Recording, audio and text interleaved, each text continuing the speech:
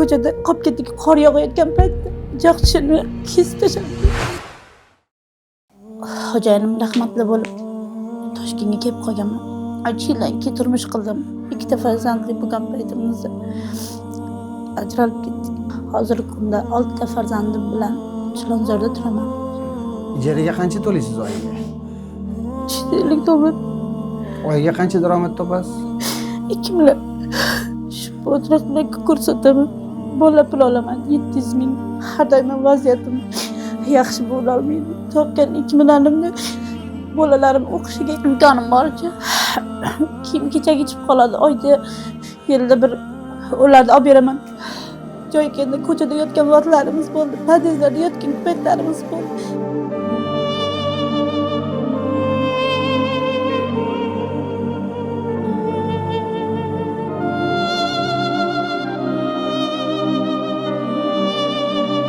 Birovnikida yashash bari qiyin. Sizlik yo'q.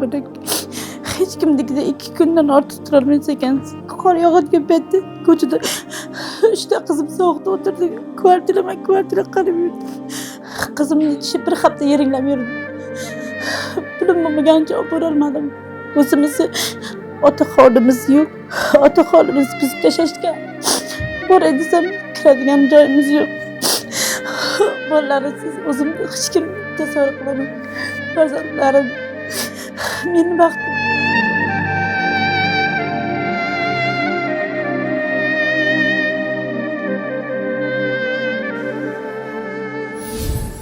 E'tibor bering, kundalikda nimalarga pul sarflab yuramiz. Qayerda yangi taom chiqqan bo'lsa, qayerda yangi kiyimlar kelgan bo'lsa, behuda dunyoni matohlariga pul sarflab yuramiz. Vaholanki hozir 1 emas, 2 emas, 6 nafar yetim bola haqida gap ketmoqda. Ularni uyli joyli qilib, muammolarini hal qilishimiz bilan Alloh bizni har qanday muammolarimizni hal qilib beradi. Biz nima uchun sizga bunday videolarni taqdim etyapmiz? Bunday ulug' imkoniyatlardan sizni yaxshi ko'rganimiz uchun foydalanib qoling demoqdamiz. Albatta bunday ajrlar, bunday savoblarni, bunday videoroliklarni ko'rmayotganlar qancha. Qo'lingizdagi imkoniyatlarni Alloh sizga nima uchun bergan edi? Mana shunday yetimlarga, miskinlarga yordam berib, o'zingizga yordam berishingiz uchun albatta bering. Befarq bo'lmang.